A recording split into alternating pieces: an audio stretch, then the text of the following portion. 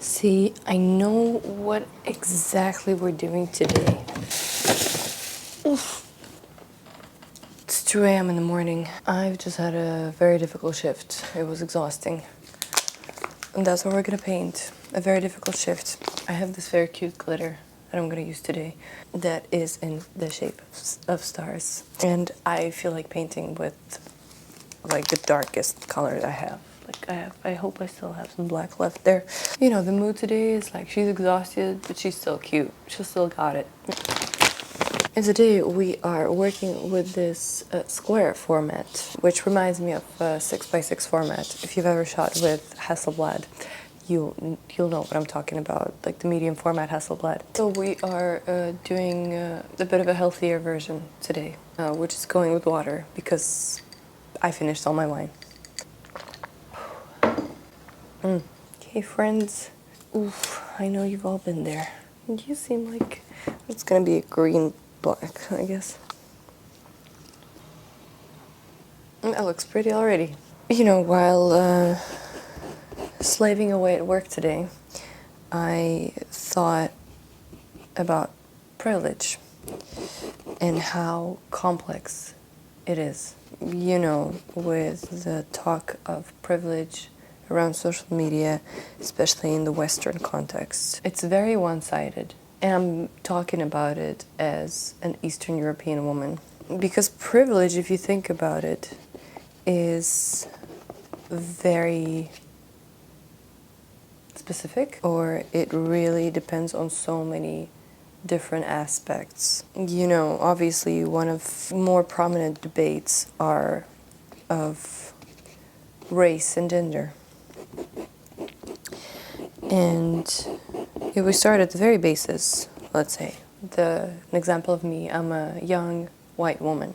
According to a lot of people, I am the most privileged, with the exception of a white man, the most privileged, or like at the top, the privileged ladder. But as you start taking more things into account, you start realizing that it's not as simple as that. For example, I am indeed a white woman. I'm young and I'm healthy. However, I was born in the part of the world that currently, in the current political and historical climate, is very controversial. And for those of you who are seeing my face for the first time, for the context, I am Russian. I was born and raised in Russia.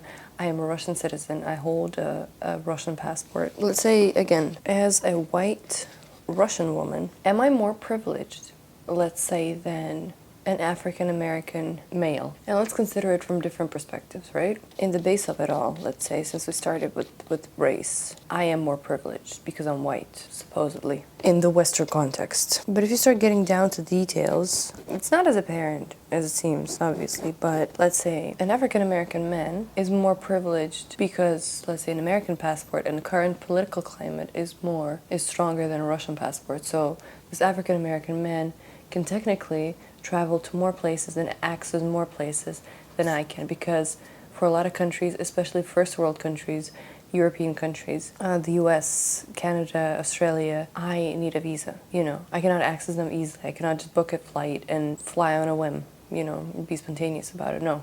It takes a lot of preparation, it takes a lot of financial effort as well, because you pay for those things too. You pay for documentation, you pay for your visas, you pay for that in the form of your time too, because, you know, you apply and then you're waiting, and when you're in process, it might take up to several weeks or several months, you know, depending on the kind of visa you're applying for. So already in that sense, I am less privileged. However, let's say if I manage to get a visa to go somewhere, and when traveling, especially at the airports, let's say, and this whole, you know, everybody's familiar with this whole TSA story, I'm less likely to go through extra security checks than, let's say, people of color or this theoretical African American male. That's kind of like this social/political aspect. Then there's the economic aspect. The US. And I mean, you can argue with me, but I think it's kind of like common knowledge.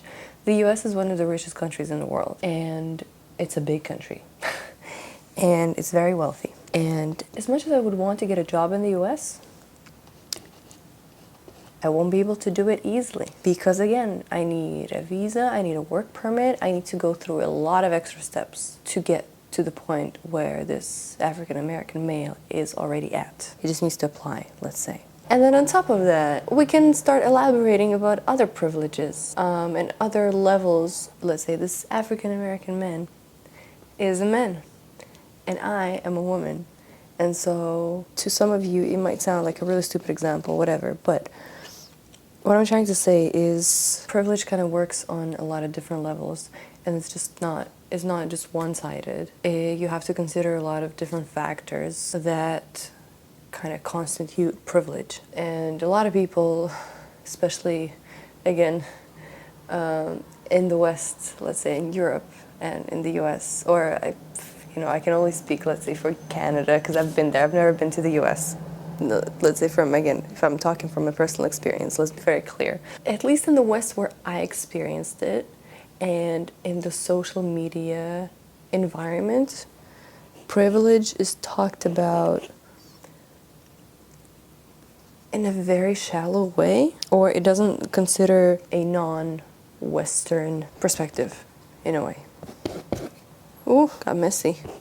So yeah, I mean, you can hate me for that stand. You can disagree with me. Feel free to express that in the comments. I am open for discussion. I'm actually curious to hear what other people think. Sorry, I hope the brush is not too distracting from my voice. The reason why I started thinking about it is because, I've been thinking about it recently, not just today. Just today I decided to kind of, talk about it out loud. But it is because I wasn't able to find a job in my field for the past 6 months since I lost my previous one. And I've applied to a lot of different positions, remote jobs, full-time jobs, and a lot of reasons why I would get rejected would be not because I'm not educated enough or experienced enough in my field, but because of the aspects that are out of my control. Let's say, again, because I have a Russian passport and I cannot really access European job market that easily. I need permissions and extra documentation, and also a lot of people wouldn't want to employ me because I would just be a pain in the ass as an employee, because an employer would have to do like twice as much to hire me because I'm an immigrant. Or another reason would be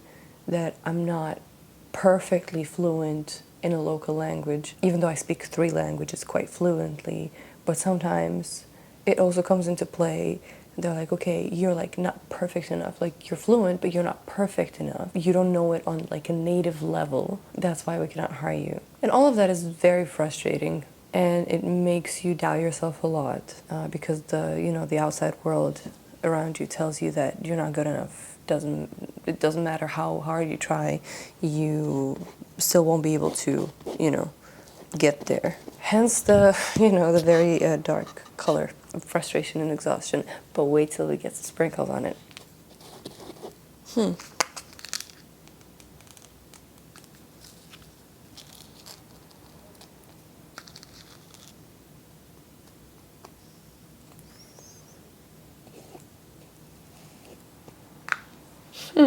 That's cute. It looks all so pretty. See, that's Creams. She's tired, but she's still got it. She's tired, but she's glamorous. That actually perfectly describes how I've been feeling lately. It's been very dark, but there's been a sparkle here and there. I'm being so cliche right now. I think it's finished. I think it's good as it is. And on that note, I'm gonna go to sleep because I've been up since 9. I might as well actually put it on the wall next to the bigger painting that I have hanging here, because it has some black and blue as well. It might actually work quite well together. It looks like just a shitstorm with little sparkles. That is it for today.